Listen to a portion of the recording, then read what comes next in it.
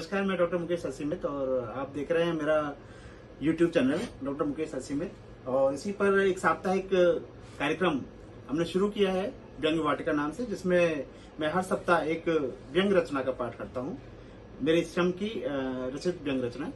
पिछली बार व्यंग्य रचना थी भ्रष्टाचार का कीड़ा, जो आप सभी ने पसंद की, उसे सजा भी किया, बहुत अच्छा रेस्पॉन्स आप सभी का आया है। इस बार मेरे व्यंग्य संग्रह गिरने में क्या हर्ज है, इससे यह व्यंग्य रचना ली हुई है अत श्री मुद्दाय नमः। आशा है आपको यह रचना पसंद आएगी। धन्यवाद। नमस्कार, आज की व्यंग्य रचना का नाम है अत श्री मुद्दाय नमः। जैसे लक्ष्मी बिना धनवान, गाली बिना पुलिस और रिश्वत बिना अधिकारी श्रीहीन हो जाता है, वैसे ही मुद्दा बिना नेता कांति विहीन हो जाता है। चेहरा देखो तो फक पड़ जाता है। कल्पना करें, राजनीति का युद्ध मैदान तैयार है, बिसातें बिछा दी गई है, चुनावी जोड़ तोड़ अपनी चरम सीमा पर है, लेकिन नेताजी इस राजनीतिक युद्ध के भंवर में अकेले असहाय पड़े हैं। उन्हें अपनी हार स्पष्ट दिखने लगी है। छल प्रपंच, मगरमच्छ के आंसू, वायदे और थोथी घोषणाओं जैसे अस्त्र शस्त्र निढाल होकर नेता के चारों ओर बिखरे पड़े हैं। वोट और चंदा रूपी रथ के पहियों की गति मंद पड़ गई है। साम दाम दंड भेद नामक 4 घोड़े थक कर बैठ चुके हैं। मुद्दा नामक सारथी ने इन घोड़ों की लगाम थाम रखी थी। नेताजी सत्ता के रथ पर सुव्यवस्थित कुर्सी को ललचाई नज़रों से देख रहे हैं। उन्हें वह कुर्सी धुंधली और ओझल होती प्रतीत हो रही है।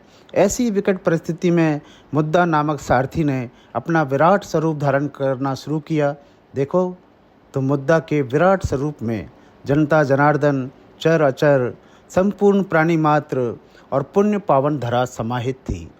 पूरा लोकतंत्र उसमें यत्र तत्र बिखरा हुआ दृष्टिगोचर हो रहा था।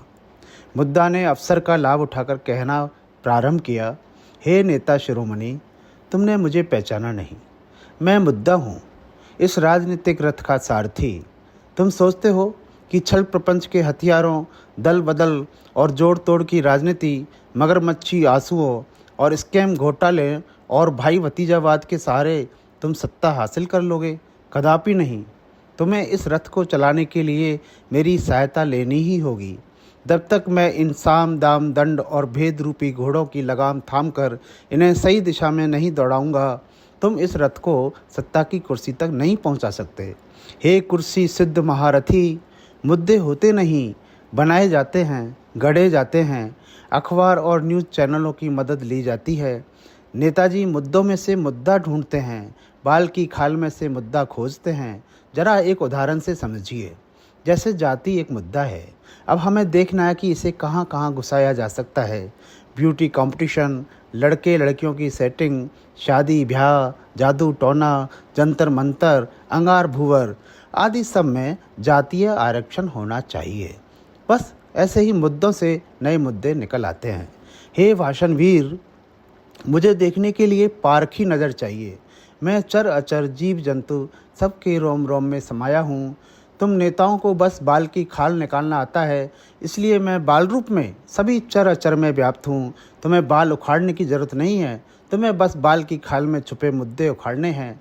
कई बार गड़े मुर्दों की कब्रों में, दफन इतिहास के पन्नों में, जहाँ भी मिले खोजो मुझे।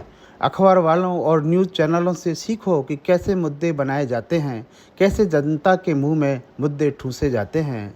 हे मंचों के महारथी, आज़ादी के इतने सालों में राजनीति के कुत्सित प्रहारों ने लोकतंत्र के चारों स्तंभ को हिला दिया है। अब इस पंगु लोकतंत्र को सहारा भी चाहिए, और यह सहारा सिर्फ मुद्दे नाम की बैसाखियाँ ही दे सकती है।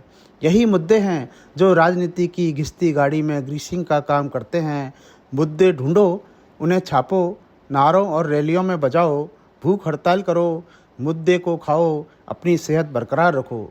जनता देख रही है, नेताजी भूख हड़ताल पर हैं, फिर भी सेहत पर कोई असर नहीं पड़ रहा है। अरे मुद्दा न खाने को भूख कहाँ से लगेगी? हे कुर्सी के कर्णधार, मुद्दा चारा है, राजनीति की भैंस का चारा। इस चारे को जनता को खिलाओ।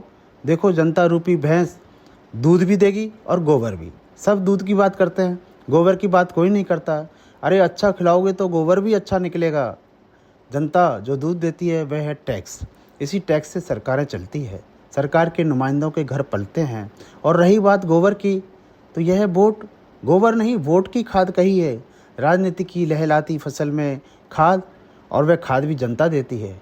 बस उसे मुद्दे रूपी चारा खिलाते जाइए। हे वादों के जादूगर, रथ बढ़िया है। तुमने चारों ओर साम दाम दंड भेद के घोड़े जोड़ दिए हैं, वोट और नोट रूपी पहिए लगा दिए हैं, लेकिन जब मुद्दा रूपी सारथी इन घोड़ों को लगाम नहीं थामेगा तो ये रथ कहीं नहीं जाएगा। हे प्रचार प्रिय प्रतापी नेता, अगर आध्यात्मिक दृष्टि से देखूं तो कहना होगा कि मुद्दे ब्रह्म रूप हैं, न कोई अंत न कोई शुरुआत। देखा टीवी न्यूज़ चैनलों पर कैसे अंतहीन मुद्दों पर बहस चलती रहती है। मुद्दा ही मुद्दे को जन्म देता है। मुद्दा वायु से भी तेज चल सकता है। मुद्दा ऐसा हो जिसे कहीं से भी पकड़कर उछाला जा सके, और जब उछले तो काफ़ी देर तक ज़मीन पर टप्पा मारता रहे। ऐसा नहीं कि एक बार उछला और धम से धरती पर गिर पड़ा। बस ध्यान रहे कि उछलकर दूसरी पार्टी के पाले में न चला जाए। मुद्दों पर कुंडली मारकर बैठना जरूरी है। मुद्दों का कॉपीराइट भी ज़रूरी है। जैसे भैंस को कांकड़े और सरकारी दफ्तर आंकड़ों से चलते हैं, वैसे ही सरकार मुद्दों की बैसाखी से चलती है। जब तक अब तक असहाय कांतिहीन पड़े नेताजी में जैसे 100 गज हाथियों के बराबर बल और तेज समा गया हो, वे उठ खड़े हुए। अपने अस्त्र शस्त्र, जिनका वर्णन प्रारंभ में ही किया जा चुका है, धारण कर चुके हैं। मुद्दे ने चारों घोड़ों की लगाम कसकर पकड़ ली। घोड़े गगन भेदी स्वर में हिनहिनाने लगे और नेताजी भी एक कान फोड़ू हुंकार के साथ राजनीति के मैदान में कूद पड़े। धन्यवाद। उम्मीद है इस सप्ताह की व्यंग रचना ने आपको मुस्कुराने को और सोचने को मजबूर किया होगा, दोनों का ही अवसर दिया होगा। आपको ये व्यंग कैसा लगा कमेंट में मुझे लिखकर ज़रूर बताएं। आप मुझे मेल कर सकते हैं drmukesh80@gmail.com पर। आप व्हाट्सएप कर सकते हैं 8619811757 पर। यदि आप मेरी किताबों को पढ़ना चाहें तो उसकी लिंक मैं नीचे डिस्क्रिप्शन में दे दूँगा। आप अमेजन पर, फ्लिपकार्ट पर बुक संग्रह को बना सकते हैं। और हाँ, चैनल को ज़रूर सब्सक्राइब करें, लाइक करें। अगर आपको मेरी व्यंग रचना अच्छी लगती है तो आप उन्हें साझा भी करें, तो और भी इन रचनाओं का लुत्फ उठा सकें। धन्यवाद।